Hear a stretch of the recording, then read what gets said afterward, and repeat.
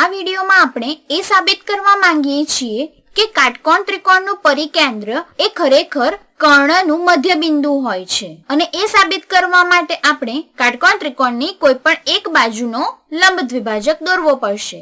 ચાલો આપણે સૌપ્રથમ BC નો લંબ દ્વિભાજક દોરીએ, જે કંઈક આવો દેખાશે. તે અહીં કાટખૂણે દુભાગે છે કારણ કે તે લંબ છે અને તે દુભાગે છે. તેથી આપણે આ બિંદુને M નામ આપી દઈએ તો B થી M સુધીનું અંતર અને M થી C સુધીનું અંતર સરખું થાય છે. આમ આ બંને અંતર સરખા થશે. હવે આ બિંદુ કે જ્યાં કર્ણ અને લંબ દ્વિભાજક એકબીજાને છેદે છે તો આપણે આ બિંદુને O નામ આપી દઈએ અને આપણે એ સાબિત કરવા માંગીએ છીએ કે આ કાટકોણ ત્રિકોણનું પરિકેન્દ્ર છે. તમે જોઈ શકો છો કે ત્રિકોણ OBM અને ત્રિકોણ ABC બંને સરખા દેખાય છે. જે સાબિત કરવું ખરેખર અઘરું નથી. એ બંનેમાં 90 અંશના ખૂણા છે. જો આપણે એવું બતાવીએ કે તે બંને ત્રિકોણોના અનુરૂપ ખૂણાઓ એકબીજાને એકરૂપ છે તો ખૂ એકરૂપતાની શરત પરથી તે એકરૂપ થાય છે. તે બંનેમાં અહીં આ ખૂણો સામાન્ય છે અને તે ખૂણો OBM તે આ નાના ત્રિકોણનો ભાગ છે અને ખૂણો ABC તે આ મોટા ત્રિકોણનો ભાગ છે અને બંનેમાં આ કાટખૂણો છે. તેથી ખૂ એકરૂપતાની શરત પરથી આપણે કહી શકીએ કે ત્રિકોણ OBM સમરૂપ છે ત્રિકોણ ABC સાથે. હવે તમને થતું હશે કે આનો ઉપયોગ શું છે. આપણે જાણીએ છીએ કે સમરૂપ ત્રિકોણોની બાજુઓનો ગુણોત્તર કંઈક અચળ સંખ્યા થાય છે. નાના ત્રિકોણની આ બાજુ BM અને મોટા ત્રિકોણની આ બાજુ BC નો ગુણોત્તર એ નાના ત્રિકોણના કર્ણ BO અને મોટા ત્રિકોણના કર્ણ BA ના ગુણોત્તર જેટલો જ થાય છે કારણ કે તેઓ સમાન છે. આપણે BM અને BC નો ગુણોત્તર જાણીએ છીએ. BM એ BC નું અડધું છે કારણ કે M એ મધ્યબિંદુ છે. તેથી આ અંતર અને આ અંતર સમાન થાય. તેથી BC નું તે અડધું થશે.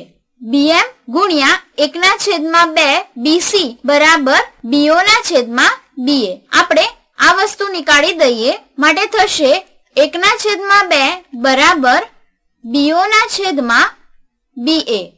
આ ઘણી બધી રીતે ઉકેલી શકાય છે પરંતુ આપણે અહીં ચોકડી ગુણાકાર જ કરીશું. BA બરાબર 2 ગુણ્યા BO. બંને બાજુ 2 વડે ભાગતા 1/2 BA બરાબર BO. આમ BO એ BA નું અડધું છે.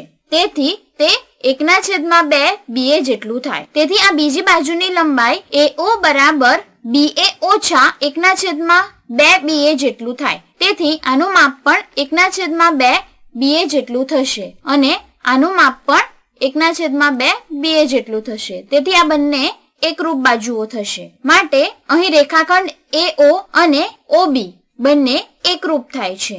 આમ આપણે સૌપ્રથમ જોયું કે BC નો લંબ દ્વિભાજક એ કાટકોણ ત્રિકોણના કર્ણને મધ્ય બિંદુમાં છેદે છે. માટે આપણે સાબિત કર્યું કે O એ કર્ણ AB નું મધ્ય બિંદુ છે. હવે આપણે જાણીએ જ છીએ કે લંબ દ્વિભાજક પર આવેલું બિંદુ એ રેખાખંડના અંત્ય બિંદુથી સમાન અંતરે આવેલું હોય છે, જે આગળના વિડીયોમાં આપણે સાબિત કર્યું હતું. આમ O એ BC ના અંત્ય બિંદુથી સમાન અંતરે છે. તેથી OB બરાબર OC થાય. પરંતુ આપણે જાણીએ છીએ કે OB બરાબર OA છે. તેથી જો OB બરાબર OC હોય અને OB બરાબર OA હોય તો OC બરાબર OA થાય. અથવા એમ પણ વિચારી શકાય કે આ બિંદુ O એ ત્રણેય શિરોબિંદુથી સમાન અંતરે આવેલું છે. તેથી આ અંતર અને આ અંતર સરખા થાય. ત્રણેય અંતર સરખા થાય જે વર્તુળની ત્રિજ્યાની જેમ વર્તે છે. તેથી આપણે કહી શકીએ કે O એ ત્રિકોણના ત્રણેય શિરોબિંદુથી સમાન અંતરે આવેલું છે.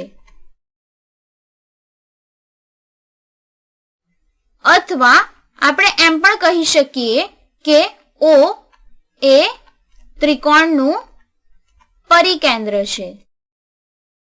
આમ આપણે સાબિત કર્યું કે કાટકોણ ત્રિકોણનું પરિકેન્દ્ર એ કર્ણનું મધ્યબિંદુ હોય છે. અથવા આપણે એમ પણ કહી શકીએ કે જો આ કર્ણનું મધ્યબિંદુ હોય તો તે કાટકોણ ત્રિકોણનું પરિકેન્દ્ર થાય.